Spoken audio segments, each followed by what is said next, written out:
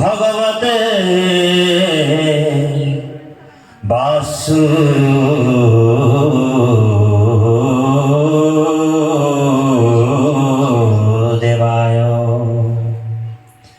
জন্মাদস্য যতঃ অন্নয়াদিতরৎসার্থেষু ভিজ্ঞো সরাট তেনে ব্রহ্ম হৃদয় আদি কবয় মুহ্যন্তি যৎশ্রুয়ো তেজুবারি মৃদম যথা বিনিময় যত্রোতি সর্বুঃ মৃষা ধাম্না স্যেন সদা নিরস্তকুহকং সত্যং পরং ধীমহি। ধর্মবুর্জিত কৈত্রবত্রোঃ পরমং নিমৎসরণং সদং वेदं वास्तवमत्र वस्तु शिवदं तापत्रयोन्मूलनम्।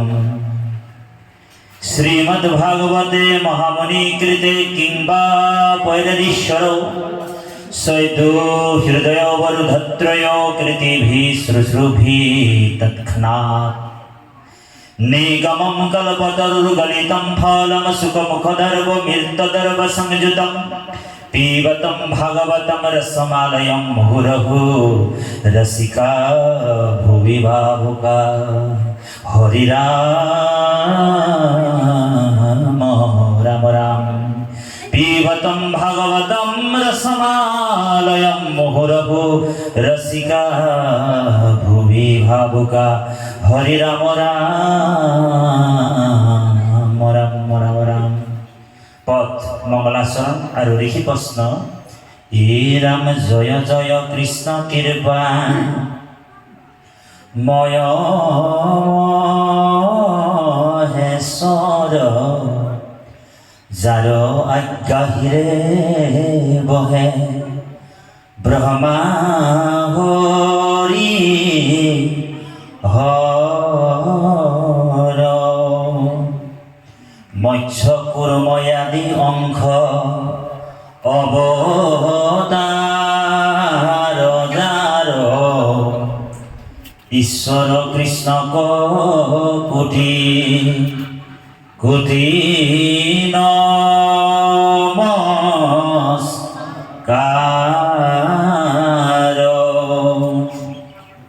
ए राम नमो नमो मधु मोर রিপু মহাহরি অন্তযুত ময়াদি হুয়ে যাক স্মরি সমস্তে জগত উদ্ধারক যার নাম হেনয় কৃষ্ণ করু হর্ষ প্রণাম। রাম প্রভু ভগবন্ত ভক তর নবনিধি হরি কৈস্মরণে ভরহ হে রাম পরীক্ষিত মুখ্য কথা দ্বাদশ স্কন্ধর কৃষ্ণ কৃষ্ণর শরণে ভনে কিঙ্কর কৃষ্ণ প্রথম স্কন্ধর পরা দ্বাদশ পর্যন্তে কহিলার জাত মহা মুনীন্দ্র মহন্তে। এ রাম সংক্ষেপে করিয়া উধারিয়া তার হার শঙ্করের শিলা কৃষ্ণ চরিত্র পয়ার। রামে 28 সহস্র ঋষি বেদত প্রধান বিষ্ণুর নৈমিষ ক্ষেত্র মহাপুণ্য স্থান। হে রাম মান্য করে হুত কপাতিলা ভদ্র কথা হৌনক প্রমুখে শুনে ভাগবত কথা। শৌনক বদ আদি শুনা সুতম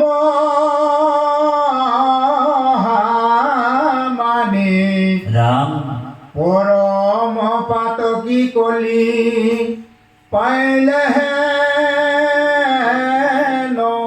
জানি হে রাম আৰম্ভিলো যজ্ঞ আহি সহৰ্ষ বৎসৰ হোম ধূমে ধূম্ৰ বৰ্ণ ভৈল কলে বৰ হে ৰাম যিটো কৰ্ম কৰো আত নাহিকে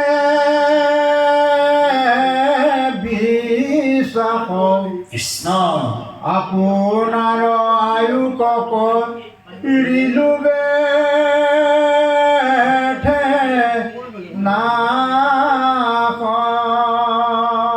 ৰাম সম্প্ৰতি তুমি চিন্তিও কম হাহিত কৰায়ো কপাল কৃষ্ণ চৰিত্ৰ অমৃত হে ৰাম পৰম ঈশ্বৰ কৃষ্ণ দেৱ নাৰায়ণ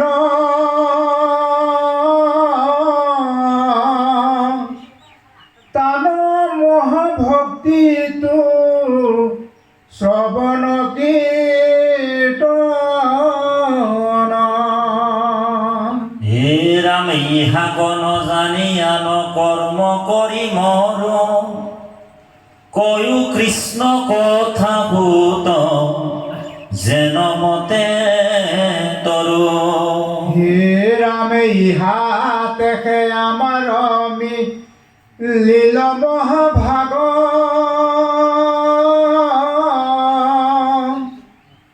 তুমি হেন মহন্ত পাইলো ভাগ্যে লাগ হে ৰাম যত স্বৰ্গ সুখ যিটো মুখ্য সুখ মূল ভকতৰ সংগৰ অল্প কোনোহি তুল আকাশে সঞ্চৰে ৰবি ৰথ যেন বায়ু সূৰ্যৰ লগত হৰৈ জগতৰ আয়ু ৰাম একখনে মানে যিটো শুনৈ কৃষ্ণ কথা কৃষ্ণ তাৰ বিনে আনৰ জীৱন যায় বৃথা হে ৰাম কৃষ্ণ তয়ৰ পিয়াই আমি কৰো কৰ্ম যত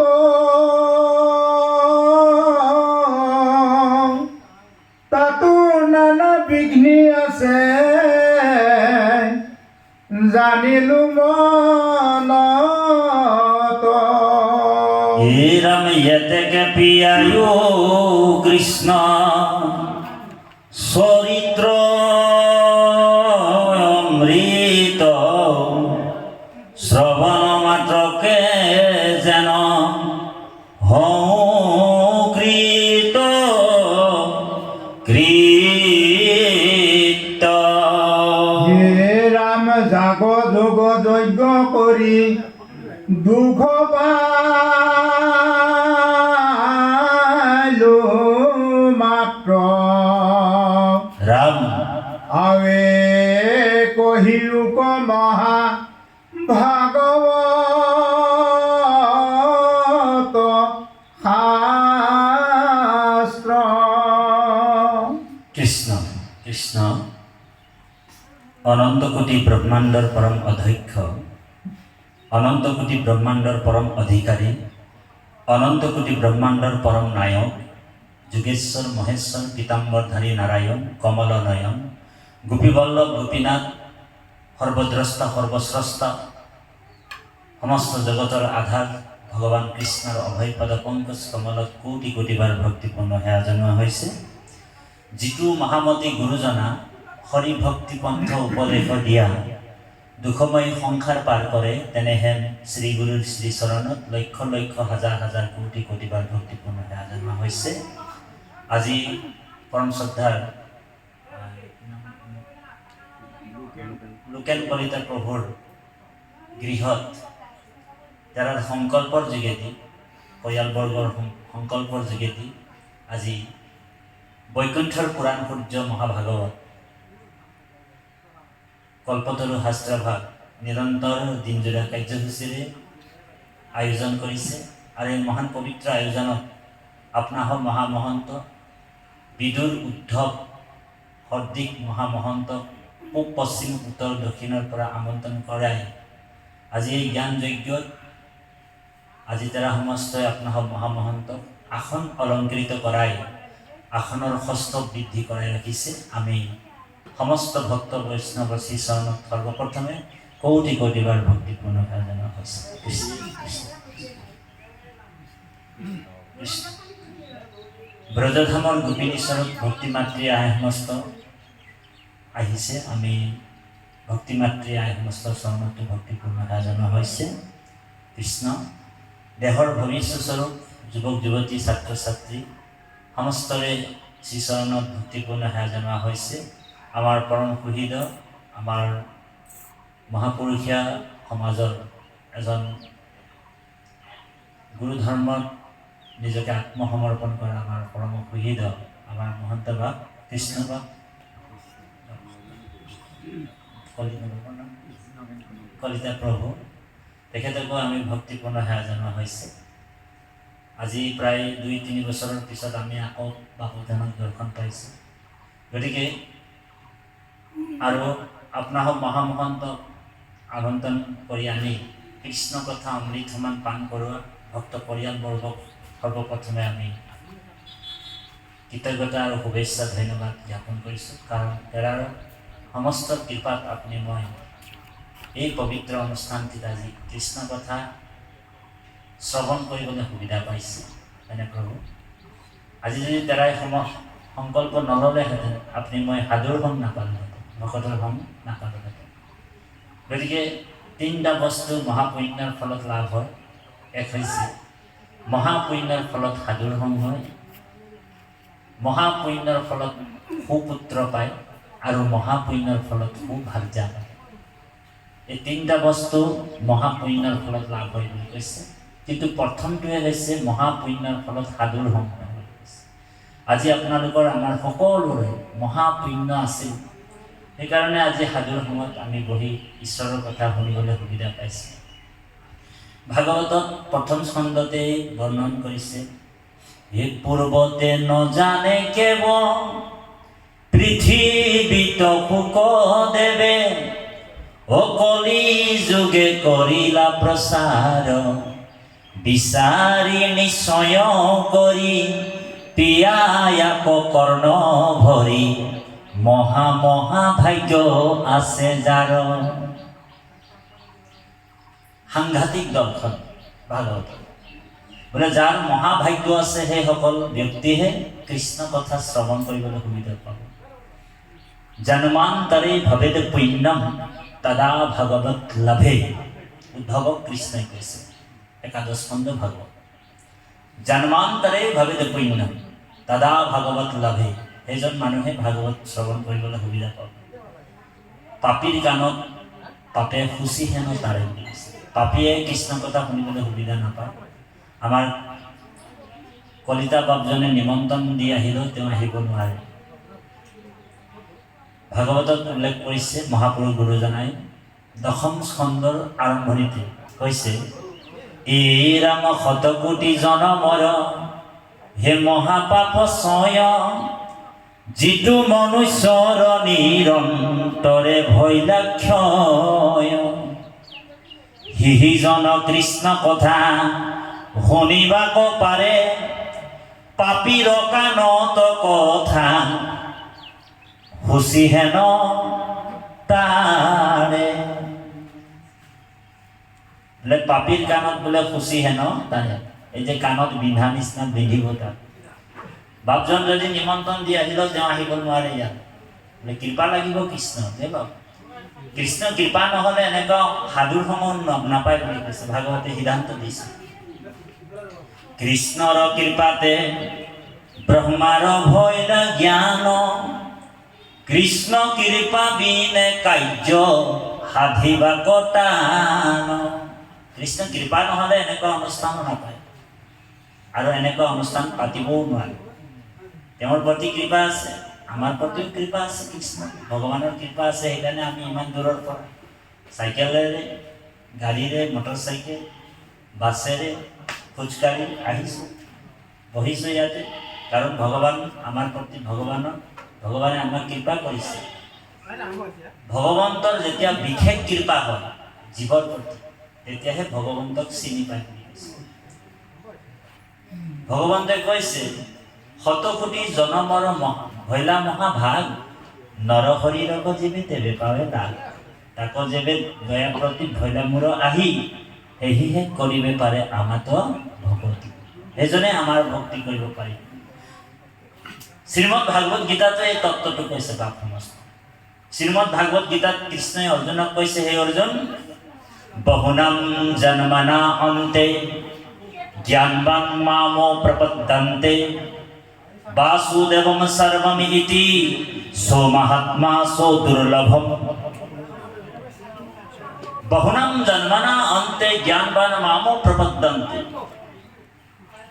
বাসুদেবম সর্বমিতি সো মহাত্মা দুর্লভম তেনেকুৱা এজন মহাত্মা পাবলৈ টান বহু জন্ম কোটি সাধনাৰ ফলত কোটিৰ মাজত এজন গুটি হাজাৰ হাজাৰ ভিতৰত মনুষ্যৰ ভিতৰত হাজাৰ হাজাৰ মানুহৰ ভিতৰত কোনোবা এজন মানুহে কৃষ্ণৰ ভক্তি কৰিব পাৰে বুলি কৈছে শ্ৰীমদ ভাগৱত গীতাত কৈছে গতিকে আপোনালোক সেই কোটিৰ মাজত কোটি এজন এজন ওলাই আহিছে অ হৰি কোটিৰ মাজত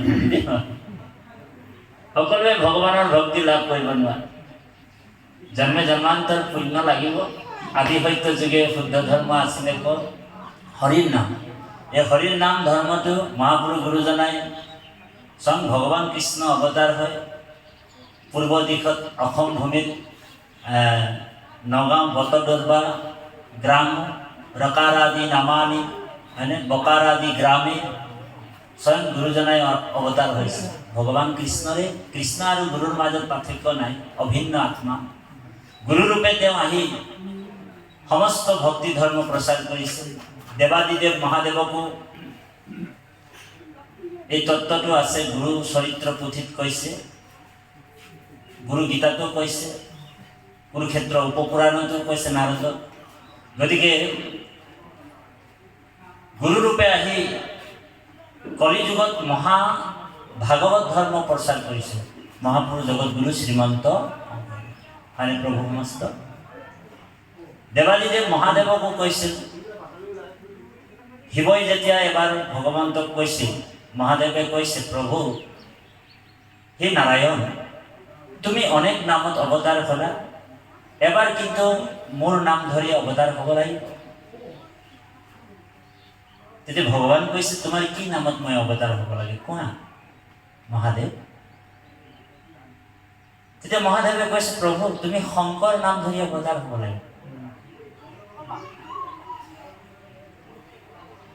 আৰু তোমাৰ নাম ধৰি মই অৱতাৰ হ'ম শিৱসংখ্যে মাধৱদেৱ হয় নে বাৰু গতিকে তোমাৰ নাম ধৰি মই অৱতাৰ হ'ম আৰু তুমি মোৰ নাম ধৰি অৱতাৰ হ'ব লাগে অনেক নামত তুমি অৱতাৰ হ'লা কিন্তু শংকৰ নাম ধৰি তুমি অৱতাৰ হোৱা নাই গতিকে মোৰ এইফালৰ পৰা এটা ৰিকুৱেষ্ট কৰিছোঁ প্ৰভু যেনে তেনে তুমি মোৰ নাম ধৰি অৱতাৰ হ'ব লাগে তেতিয়া শিৱক ভগৱানে কৈছে হে হৰ শুনা তুমি মোৰ প্ৰিয়তম শিৱক কৈছে হে হৰ শুনা তুমি মোৰ প্ৰিয়তম অৱতাৰ হৈব মই ধৰিত জুনাম মই তোমাৰ নাম ধৰি মই এবাৰ অৱতাৰ বোলে একান্ত ভকতি ধৰ্ম কৰিব বেকত কলিৰ লোকক মই তাৰিব বহুত ভগৱান কৃষ্ণ মহাদেৱক ক'লে যে হে হৰ শুনা তুমি মোৰ প্ৰিয়তম অৱতাৰ হৈব মই ধৰি তজু নাম একান্ত ভকতি ধৰ্ম কৰিব বেকত কলিৰ লোকক মই তাৰিব বহুত গতিকে শংকৰ স্বৰূপে ভগৱান স্বয়ং নিজে অৱতাৰ হৈছে বোলে শ্ৰীমন্ত ঈশ্বৰ দেৱ পূৰ্ব দাসে বিৰজাতে ধৰ্ম সনাতনম যস্য প্ৰকাশ্য ক্ষিতি মণ্ডলে অকৃতি কৰ্ম নাশয় সৎসংগ চ লভয় তে নৰহ ভববন্ধ কৌলমনঞ্চ নাশন কলিৰ মলৰ পৰা মুক্তিৰ কাৰণে ভগৱান স্বয়ং শংকৰ স্বৰূপে অৱতাৰ হৈছে গতিকে কৃপালু বাপাই সমস্ত সেইজন পৰম গুৰু আমি সকলো পৰম গুৰুৰ কৃপাত আজি আপুনি মই এই পবিত্ৰ একশৰণ হৰিৰ নাম ধৰ্ম আমি লাভ কৰিছোঁ আমাৰ নিচিনা সৌভাগ্য আৰু নাই পৰম ভাগ্য পুৰুষ আপুনি ময়ে হৈ আছোঁ বৰ্তমান দেৱ গতিকে কলিযুগটোক আপুনি মই ধন্যবাদ দিব লাগিব জ্ঞানী সমাজে কলিযুগটোক সদায় প্ৰশংসা কৰে বোলে কিয় কৰে বোলে কলিযুগৰ নিচিনা যুগেই নাই কলিযুগ আটাইতকৈ ভাল যুগটোৰ ভিতৰত কলিযুগেই ভাল জ্ঞানীসকলে কলিযুগক সদায় প্ৰশংসা কৰে কাৰণ আজি আপোনালোকৰ কাৰণে বা আমাৰ কাৰণে কলিযুগ হৈ থকা নাই গুৰু কৃপাত আপোনালোকৰ আৰু আমাৰ এতিয়াও সত্য যুগ চলি আছে অ হৰি সত্য যুগ আমি সত্য যুগৰ প্ৰায় সত্য যুগতে আছোঁ বৰ্তমান বোলে কোনে কৈছে কলিয়ে আমাক বোলে হেৰি ভকতক কলিয়ে একো কৰিব গতিকে কৃপালু বাপাই সমস্ত আমি পাঠৰ মাজত সোমাই যাম মংগল যুগ আচৰণ আৰু লিখি প্ৰশ্ন ভাগৱতৰ শুভা আৰম্ভণিত ভাগৱত মংগলাচৰণ শ্লোকত কৈছে ইৰাং জয় জয় কৃষ্ণ কৃপাময় মহেশ্বৰ যাৰ আজ্ঞা হিৰে বহে ব্ৰহ্মা হৰি হৰ মৎস্য কুৰ্ম আদি অংশ অৱতাৰ যাৰ ঈশ্বৰ কৃষ্ণ কোটি কোটি নমস্কাৰ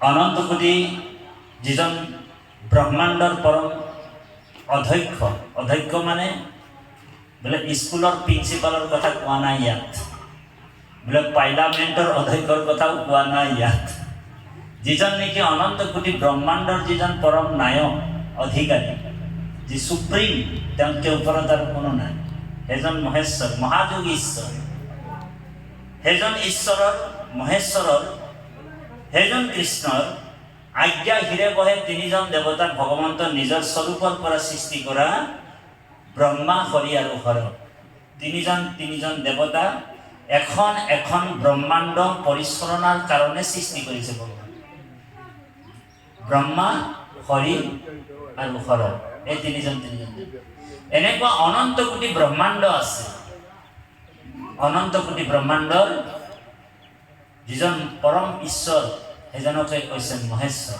মহাপুৰুষ মাধৱদেৱে নামঘোষাত কৈছে গোবিন্দ গোবিন্দ গোবিন্দ ৰাম মুৰাৰী অনন্ত কোটি ব্ৰহ্মাণ্ডৰ হৰি অধিকাৰী সেইজনেই হৈছে মূল দেৱতা সেইকাৰণে মহাপুৰুষ মাধৱদেৱে নামঘোষাত কৈছে সেইজন কৃষ্ণ সকলোৱে গাব য়ে কৃষ্ণ এক দেৱ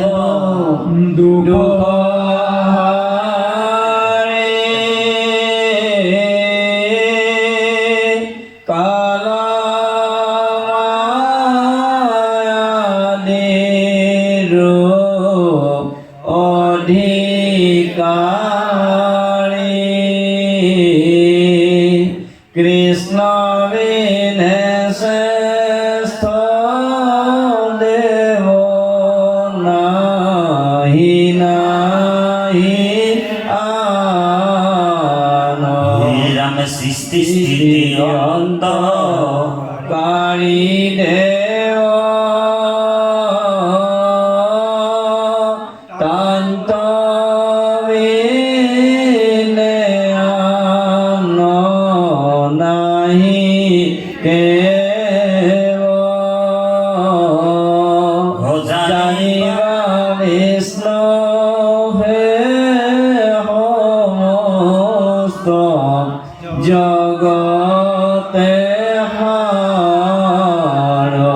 রাম জানিবা বিষ্ণু হে সমস্ত জগতে হার কৃষ্ণ হরি ওরা কৃষ্ণ এক দেৱ দুখ হাৰি কৃষ্ণ এক দেৱ দুখ হাৰি কাল মায়াদিৰো অধিকাৰী বোলে কৃষ্ণ বিনে শ্ৰেষ্ঠ দেৱ নাহি নাহি আৰু সৃষ্টি স্থিতি অন্তকাৰী দেৱ তান্ত বিনে আন নাহি কেৱ জানিবা বিষ্ণুহে সমস্ত জগতৰে হাৰ হয়নে বাৰু জানিবা বিষ্ণুৱে সমস্ত জগতৰ হাৰ যিজন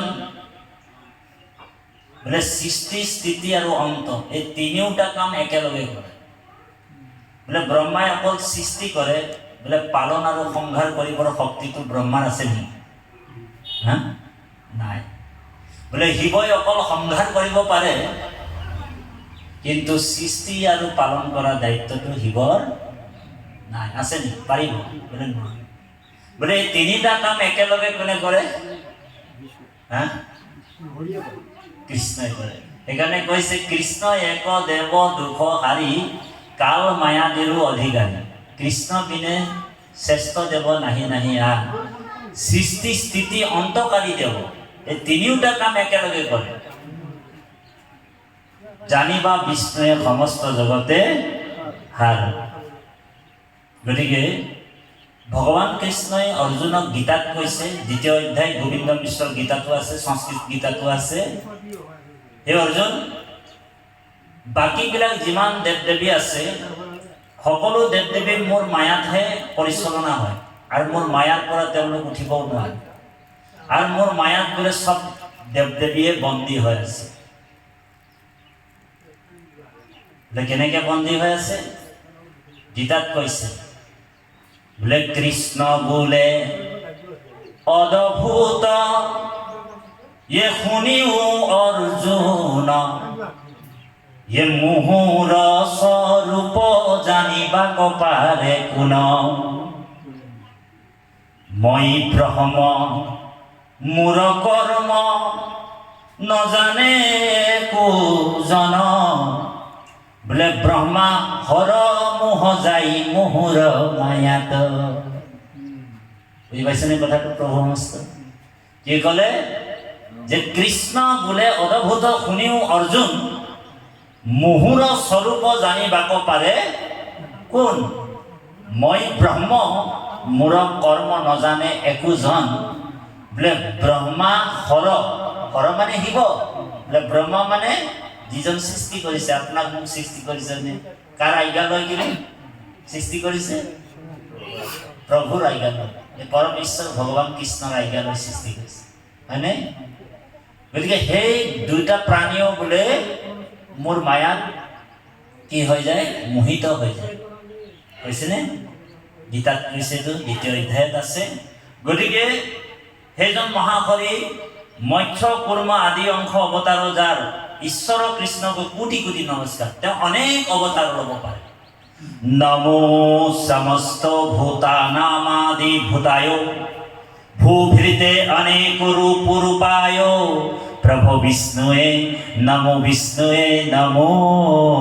নমঃ নমো সমস্ত ভূতানায় ভূতাদি ভূভৃতে অনেক ৰূপ ৰূপায় অনেক ৰূপত তেওঁ ৰূপায়িত হ'ব পাৰে আৰু আপুনি মই সেই প্ৰভু ভগৱন্তৰে এটা ৰূপ এটা অংশ বুজি পাইছেনে কথা বোলে তোমাৰে হে অংশ আমি যত জীৱ জাগ হয়নে তোমাৰ মায়ায়ে হৰি বান্ধিছে আমাক দিও উপদেশ ভজো তোমাৰ চৰণ মায়াৰ বন্ধন সিংহু শ্ৰৱণ কীৰ্তনে তোমাৰহে অংশ আমি যত জীৱ জাক এইটো বেদস্তুতিত বেদসকলে কৈছে কি বুলি কৈছে বোলে তোমাৰহে অংশ আমি যত জীৱ জাক তোমাৰ মায়াই হৰি বান্ধিলে আমাক দিও উপদেশ ভজো তোমাৰ চৰণ মায়াৰ বন্ধন সিন্ধু শ্ৰৱণ। বেদসকলে কৃষ্ণক আৰাধনা কৰিছে, স্তুতি কৰিছে। বেদৰ স্তুতি বুলি 10ম স্কন্ধ ভাগৱতত আছে। গতিকে সেইজন প্ৰভু ভগৱন্ত ভকত বৎসল। ভগৱন্ত নানা ৰূপত ভগৱন্ত অৱতাৰ হয়। মৎস্য, কুৰ্ম, নৰসিংহ, বামন, পৰশুৰাম। ভগৱন্ত অনেক ৰূপত ৰূপায়িত হৈ আছে, অনেক ৰূপত ভগৱন্ত অৱতাৰ হয়। মানে 3টা মহান আঁচনি লৈ ভগৱন্ত অৱতাৰ। এই 3টা মহান আঁচনি কি কি? 1 নম্বৰ হৈছে দুষ্টক দমন, হয়নে? 2 নম্বৰ শান্তক পালন আৰু ধৰ্ম সংস্থাপন। এইটো 3টা হৈছে মহান আঁচনি, মহান আঁচনি। আৰু অনেক অনেক আঁচনি আছে ভগৱন্তৰ, তথাপিও মূল আঁচনি 3টা।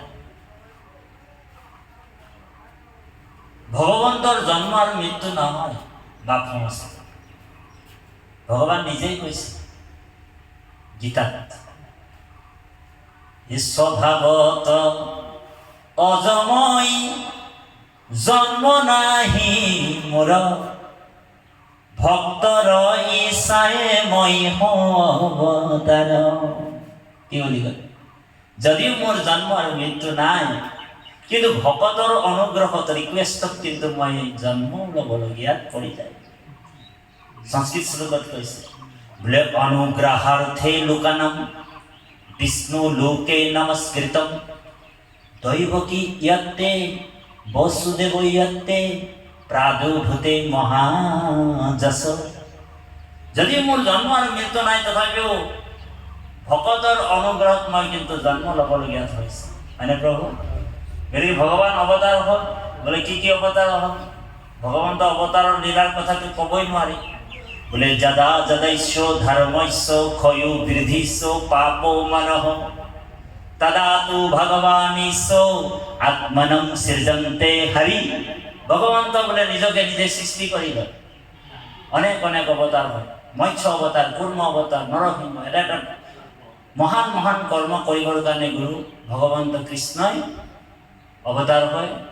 আৰু সেই মহান কৰ্মটো যেতিয়া শেষ হৈ যায়, আকৌ ভগৱন্ত কলৈ গুচি যায়? বৈকুণ্ঠ গুচি। কলৈ যায়? বৈকুণ্ঠ যায়। ভগৱন্ত বৈকুণ্ঠলৈ গুচি যায়। আৰু সেই জন্মলীলা ৰহস্য ভকত ভোমৰাই শ্ৰৱণ আৰু কীৰ্তনৰ যোগেদি সেই পৰমানন্দ সুখ, সেই নিত্যানন্দ সুখ, সেই সচিদানন্দ সুখ, সেই ঘনানন্দ সুখ, সেই সহজানন্দ সুখ, হয়নে? প্ৰেমানন্দ সুখ, ভগৱন্তৰ সেই পৰমানন্দ লীলা চৰিত্ৰৰ মাজেদি সেই পৰমানন্দ সুখ ভকতে লাভ কৰে। যি সুখ বোলে জুয়ে পুৰি শেষ কৰিব পৰা সুখ নহয়। সেই আনন্দটো জুয়ে পুৰি শেষ কৰিব পৰা আনন্দ নহয়, হয়নে প্ৰভু? আজি আমাৰ পৰম শ্ৰদ্ধাৰ বাপজনে যিটো আনন্দ পাই আছে ঈশ্বৰক ভজি, ঈশ্বৰ সেৱা কৰি, এই আনন্দটো আনক বুজাই দিব পাৰেনে? এই প্ৰভুৱে যিটো আনন্দ পাইছে সেই আনন্দটো আনক বুজাই দিব নহয়। আপুনি যিটো আনন্দ পাইছে সেই তাতি বাপক বুজাই দিব পৰা আনন্দ নহয়। এইটো নিজৰ নিজৰ পৰম আনন্দ সুখ। কৃষ্ণ সেৱাতেহে গুছে ভৱৰূপ, আকেহে বোলয় ৰাজা আত্যন্তিক। যিটো সুখ বিষয়ী মানুহসকলে গোন্ধকে নাপায় বুলি কৈছে। বিষয়ী মানুহ কি নাপায়? গোন্ধেই নাপায়। সেই সুখটো অকল ভকতহে পায় বুলি কৈছে। বুজি পাইছে? গতিকে কৃপালু বাপাই সমস্ত এই পৰমানন্দ সুখটো সেইকাৰণে কৈছে এ পৰম দুৰ্বৈধ আত্মা তত্ত্ব ও তার জ্ঞান অর্থে হরি যত লীলা অবতার ধরা অভয় খ্যাত। মানে তাহান চরিত্র সুধা হিন্দু ও তাক ক্রীড়া করি দীন বন্ধু চারি পুরুষার্থ তীর্ণ ভম রাম চাৰি পুৰুষাৰ্থ তীৰ্ণ হম কৰ।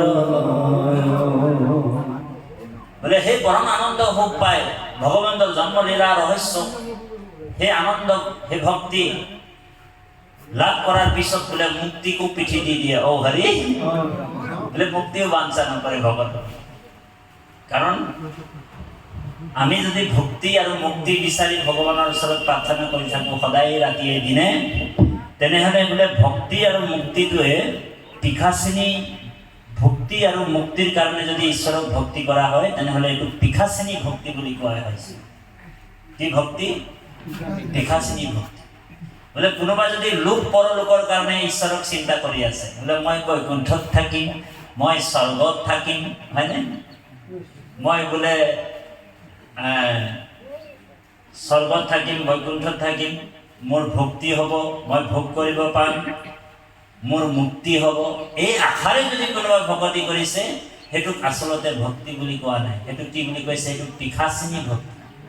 বোলে ভক্তি মুক্তি স্পৃহা পিচাচিনী হৃদয় বৰ্ততে।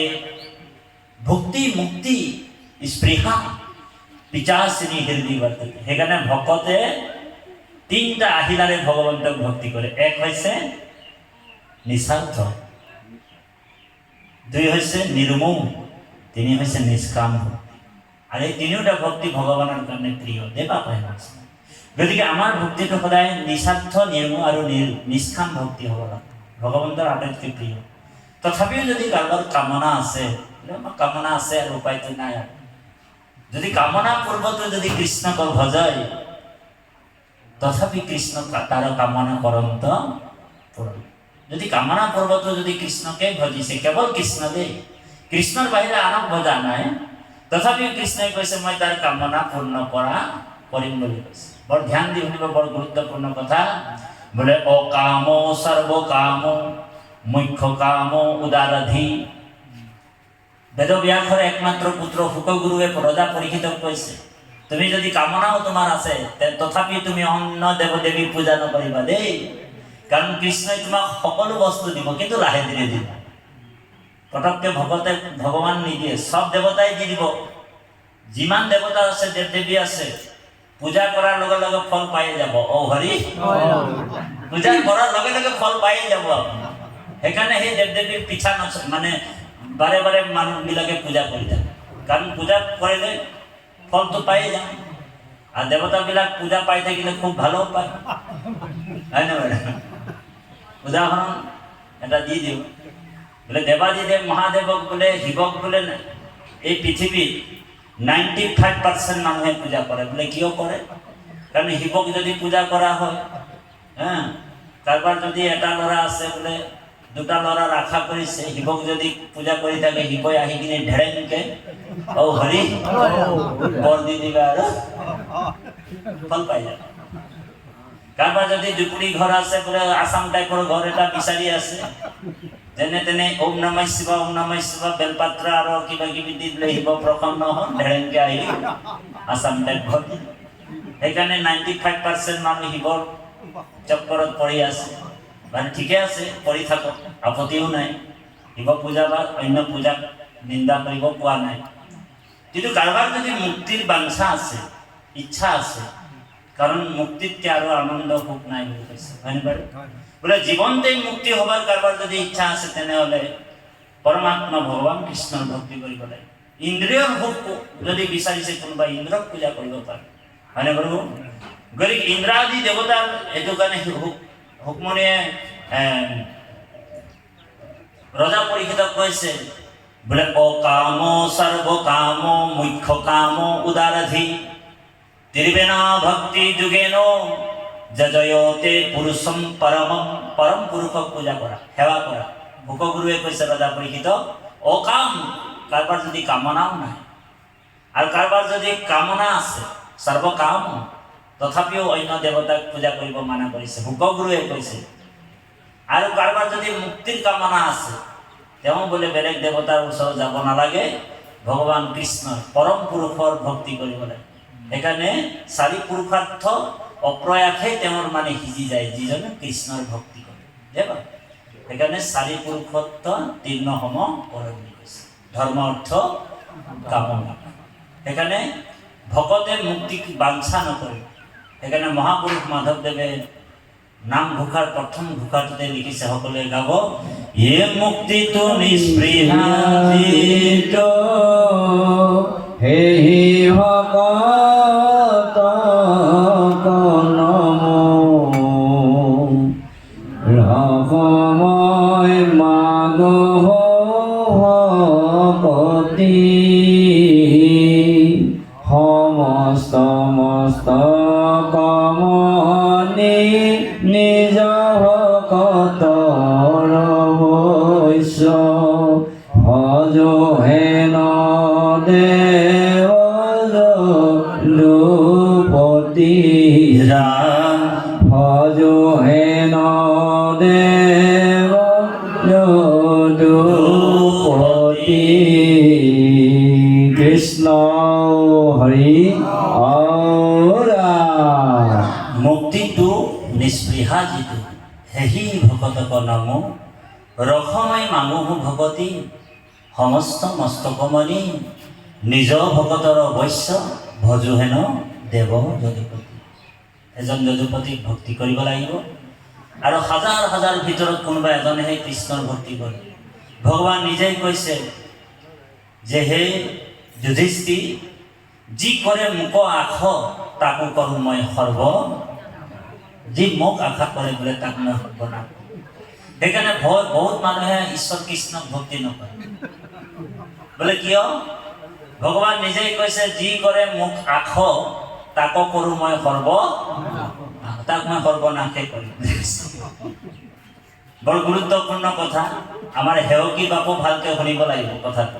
তেতিয়াই বোলে যেতিয়া ভক্তিৰ বীজ যেতিয়া আপোনাৰ হৃদয়ত ৰোপণ হৈ গ'ল, ভক্তিৰ বীজ আপুনি যেতিয়া হৃদয়ত ৰোপণ কৰিছে, তো অকণমান পানী চানী দিব লাগিব, মানে ভকতৰ সং ল'ব লাগিব, সৎ গ্ৰন্থ পঢ়িব লাগিব, হয়নে? আৰু অকণমান যদি অংকুৰিত হৈ যায় ভক্তিৰ বীজটো, তেতিয়া সংসাৰৰ ছাগলীৰ ভয় আছে বা সমস্ত। হৰি বোলে ছাগলীয়ে কেতিয়াই বোলে পটকে খাই দিব, সেইকাৰণে জেওৰাটো ভালকৈ দিব লাগিব। বোলে জেওৰাটো ক'ত দিব লাগিব? বোলে সন্ত মহন্ত সং লৈ কিনি ভালকৈ জেওৰাটো বাঁহেৰে লাগিলে হওক বা কিবাৰে হওক, অকণমান জেওৰাটো ভালকৈ দি দিব দেই। তাৰপিছত অকণমান আৰু আগবাঢ়ি গ'লে গছটো আৰু অলপ ডাঙৰ হ'লে, পুলিটো ডাঙৰ হৈছে, তেতিয়াও ভয় আছে গৰুৰ কাৰণে, হয়নে প্ৰভু? প্ৰথমে ছাগলীৰ ভয়, এতিয়া গৰুৰ ভয় আছে। বোলে এনেকুৱা কুট বুদ্ধিৰ মানুহবিলাক আহিব, বোলে কি ধৰ্ম লৈছ তহঁতি এইটো? হৰি আমাকতো কৈছিলে দেই, আমি যেতিয়া আমাৰ চুবাটোত যেতিয়া অকলে মহাপুৰুষীয়া ধৰ্ম লৈছিলোঁ, তেতিয়া কৈছে কি বোলে, এই বোলে অনিল বোলে আচমিয়া ধৰ্ম লৈ ল'লে বোলে, এনেকৈ কৈছে। এতিয়া আমি আদিবাসী মানুহ, তেতিয়া মহাপুৰুষীয়া ধৰ্মটোত গুচি আহিলোঁ। তেতিয়া কৈছে বোলে আচমিয়া ধৰ্ম নিদিলে বোলে। আপোনালোক চিন্তা কৰকচোন, আচমিয়া ধৰ্ম থাকে নেকি বাৰু? আচমিয়া ধৰ্ম থাকে নেকি বাপ? তাৰপিছত মই যিমান ফটোৰ চটোৰ পূজা, মইতো নিজে নৱদুৰ্গা পূজা কৰিছোঁ, মই শিৱ পূজা কৰিছোঁ, হনুমান চালিচা মোৰ এতিয়াও মুখস্থ আছে। বোলে জয় হনুমান জ্ঞান গুণ সাগৰ, জয় কপিসতি লোক উজাগৰ, অঞ্জনী পুত্ৰ পवन সুত নামা, হে परिसिद्ध जगत उधियारा, राम द्वारे तुम रखवारे, हो तु नायिका बिना प्रसारे, तुमरा भजन राम को पावे, जन्म जन्म की दुख बिसरावे। अंधकाल रघुवरपुर जाए, जहाँ हनु भक्त कहलाए, और देवता चितना धराए, हनुमत से सर्व सुख कराए, नासे हरे सब रोग पीड़ा, जपत निरंतर हनुमत बलबीरा। है कष्ट ते हनुमान छुड़ावे, मन कर्म वचन जो ध्यान जो लावे। অনেক অনেক দেৱ দেৱীক পূজা কৰি আছে। তুমি গীতাৰ তত্ত্বই বুজি পোৱা নাছিল, ভাগৱতো বহুত পঢ়িলোঁ, বাংলা ভাষাৰ ভাগৱত, উড়িষ্যা গীতা, অনেক অনেক শাস্ত্ৰ তন্ত্ৰ পঢ়িলোঁ, তান্ত্ৰিক শাস্ত্ৰলৈকে পঢ়িলোঁ। বাপ সমস্তে ভাগৱতৰ ওচৰত আছে। হৰি বোলে এনেকা শাস্ত্ৰ আছে, দুটা আখৰ পঢ়া পঢ়ি দিয়াৰ লগে লগে কঁপিবলৈ আৰম্ভ হৈ যায়। মান্দ্ৰাজীসকলে আমাৰ দেউতাক দি থৈ গৈছিল, মান্দ্ৰাজৰ পৰা ৰঙা কাপোৰত মেৰিয়াই কিনি শাস্ত্ৰবিলাক দি দিয়ে। মোৰ দেউতাতো অনাক্ষৰিক আছে, পঢ়িবও নাজানে, মোৰতো হিন্দী জানো। মই ভাবিলোঁ মই পঢ়ি চাওঁ কি আছে কিতাপটো। পঢ়ি দিয়াৰ লগে লগে একদম চকু পানী নিজে নিজে ওলায় আৰু শৰীৰটো কঁপিবলৈ আৰম্ভ হৈ যায়। দাহিনী যোগিনী তন্ত্ৰ এইবিলাক। আৰু যেতিয়াই ভকতৰ সং পালোঁ, এইবিলাক বোলে শাস্ত্ৰ পঢ়ি মোৰ কোনো লাভ হ'ব নাই, সকলোখিনি চব বিসৰ্জন দি দিলোঁ। হৰি চব বিসৰ্জন নদীত, ভোগদৈ নদীত দি দিলোঁ। আপোনালোক ভোগদৈ নদীৰ নামটো ইতিহাসত পাইছে। টোকলাই নৈ ভোগদৈ নদীত পৰিছে। মণিৰাম দেৱান আৰু কুশল কোঁৱৰক ফাঁচি দিছিলে। আমাৰ তাতে আছে সমাধিটো, আধা কিলোমিটাৰ দূৰ। আৰু চম্পা নহয় মোৰে নাম চামেলি, য'ত শ্বুটিং হৈছিলে, বোলে চম্পা নহয় মোৰে নাম চামেলি। এই চম্পা চামেলিৰ মানে এই গানটো আমাৰ তাত শ্বুটিং আছিলে। ব্ৰিটিছৰ ইতিহাস অকণমান কৈ গ'লোঁ আপোনালোকক। গতিকে এই যে যিটো তন্ত্ৰ মন্ত্ৰ বিদ্যা, কলিযুগত কিন্তু এইবিলাক নাই। ভকতৰ সংপাই বুজিলোঁ যে হৰিৰাম হৰিৰাম এই মূল মন্ত্ৰ, কলিত নাহিকে তপ জপ যজ্ঞ। বোলে হৰিৰাম হৰিৰাম এই মূল মন্ত্ৰ। সেইকাৰণে হনুমান চালিচা গায়ো লাভ নাই বোলে। ইয়াত হনুমানেনো কাৰ নাম লৈ আছে? হনুমানেতো কোৱা নাই আপোনাক যে মোৰ পূজা কৰ। হনুমানে কৈছে মোৰ পৰম প্ৰভু, মোৰ শ্ৰীৰাম। হয়নে বাৰু? তেওঁ হৃদয়তে ৰাখিছে, তুমি ৰামৰ ভক্ত হোৱা। হয়নে? যিজন ৰাম নামত আশ্ৰয় হয়, ভৱ সংসাৰ পাৰ হৈ গ'ল হনুমান। হ'লে নে? যে অনন্ত শকতি তুমি ৰাম ৰাম ৰাম ৰাম ৰাম ৰাম।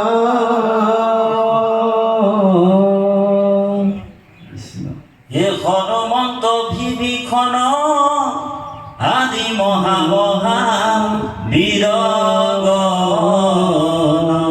ভয়ানিত তৰু লতা তীৰ্ণ হতেক দুজন সমুদ্ৰ হেতু বান্ধি পাৰ ভৈলা মহাজনে। হেতু বান্ধি পাৰ ভৈলা মহাজনে।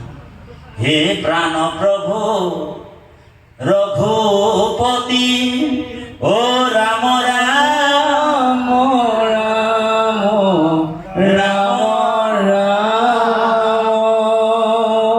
গতিকে অপাৰ সংসাৰ সমুদ্ৰত হোৱে পাৰ। বোলে কেনেকে পাৰ হ'ব? বিনা হেতু বন্ধনৰ, মানে হেতুও বান্ধিব নালাগে বোলে। বিনা হেতু বন্ধনৰ সেই ৰাম নাম, সেই কৃষ্ণ নাম লৈ ভৱ সংসাৰ পাৰ হ'ব পৰা ব্যৱস্থাটো মহাপুৰুষ জগতগুৰু শ্ৰীমন্ত শংকৰদেৱে কলিযুগত কৰি থৈ গৈছে। গতিকে আৰু বেলেগকৈ আৰু আমি হনুমান চালিচা পঢ়ি থাকিলেও একো লাভ নাই কলিযুগত। হয় নাই? বোলে হনুমান যাৰ ভক্ত, আমি তেওঁৰ ভক্ত হ'ব লাগে। হয়নে? কাৰণ ব্ৰহ্মাই যেতিয়া সনক সনাতন সদানন্দৰ সৃষ্টি কৰিলে, সনক সদানন্দ সনত কুমাৰ আৰু সনাতনৰ চাৰি সিদ্ধক সৃষ্টি কৰিলে, ব্ৰহ্মাই কৈছে বোলে সৃষ্টিৰ দায়িত্বটো তোমালোক এতিয়া লোৱা মোৰ পৰা, আৰু সৃষ্টি কৰা, আৰম্ভ কৰা। তেতিয়া সনক সনাতন সদানন্দ সনত কুমাৰে কৈছে বোলে পিতা, বোলে কি হ'ল? বোলে তুমি যে আমাক সৃষ্টি কৰাৰ দায়িত্ব দিছা, তোমাক কোনে সৃষ্টি কৰিলে? ব্ৰহ্মা প্ৰশ্ন কৰিছে। তো ব্ৰহ্মাই কৈছে মই বোলে অনন্ত ৰূপে অনন্ত হেৰিত পদ্মকল্পত পৰম পুৰুষ ভগৱন্ত নাৰায়ণ স্বৰূপে নাভি কমলৰ পৰা মই সৃষ্টি হৈছোঁ। হয়নে? আৰু মোৰ মনৰ পৰা তোমালোক চাৰি সিদ্ধ সৃষ্টি হৈছে। গতিকে সৃষ্টিৰ দায়িত্বটো এতিয়া লোৱা, কাৰণ মইনো কিমান আৰু এই বুঢ়া বয়সত কৰিম। মানে ব্ৰহ্মাৰ চৰিত্ৰটো অৰ্ধেক বয়স গ'লা, পাইলা ব্ৰহ্মা পদ্ম কলপত, তাহলে আধা আধি বয়সে পাৰ হৈ গ'ল। হয়নে? সেইকাৰণে ভাওনাবিলাকতো ব্ৰহ্মাৰ চুলিটো মানে কলা চুলিত ব্ৰহ্মা নাপাব, হয়নে? বগাই পাব। ব্ৰহ্মাৰ চুলি কেতিয়াও মানে কোলা নহয়। ব্ৰহ্মাই কৈছে যে মই বুঢ়া হ'লো, এতিয়া সৃষ্টিৰ দায়িত্বটো তোমালোক লোৱা। চাৰি সিদ্ধক যেতিয়া মানৱ পুত্ৰ হিচাপে হেৰি কৰিলোঁ, তেতিয়া সনক সনাতনে কৈছে যে তোমাক কোনে সৃষ্টি কৰিলে? বোলে আমাকতো ভগৱানে সৃষ্টি কৰিলে। তো যোনে তোমাক সৃষ্টি কৰিলে বোলে তাৰহে সৃষ্টিৰ দায়িত্ব আছে, আমি কি কাৰণে তাক আৰু সৃষ্টি বেলেগকে কৰিম? যোনে তোমাক সৃষ্টি কৰিলে তাৰহে দায়িত্ব সৃষ্টি কৰা। বোলে যিজন তোমাক সৃষ্টি কৰিছে তাৰ ভজনা কৰাৰ আমাৰ দায়িত্ব, তাকে আমি ভক্তি কৰিম বোলে, তাৰে গুণনাম শ্ৰৱণ কীৰ্তন কৰিম বুলি চাৰি লৈ গুচি গ'ল। ব্ৰহ্মাৰ বহুত খং উঠি গ'ল। আৰে মোৰ ল'ৰা ছোৱালী বোলে মোৰ এই কথা নুশুনিবি, ৰক্ত বৰ্ণ হয় বোলে, জল কলা মানে বগা মানুহটো ৰঙা বৰ্ণ হয় গ'ল, ইমান খং উঠিছে। ব্ৰহ্মাৰ খং উঠোতে এই ধ্ৰুৱ মধ্যত দেৱাদিদেৱ মহাদেৱৰ সৃষ্টি হ'ল। মহাদেৱ এই ধ্ৰুৱ নীল ৰক্ত বৰ্ণ স্বভাৱ এই ভ্ৰুকুটিৰ পৰা জন্ম হৈ গ'ল। আৰু জন্ম হৈ ডাইৰেক্ট ব্ৰহ্মাক কৈছে, মোৰ দিয়া নাম আৰু থাকিব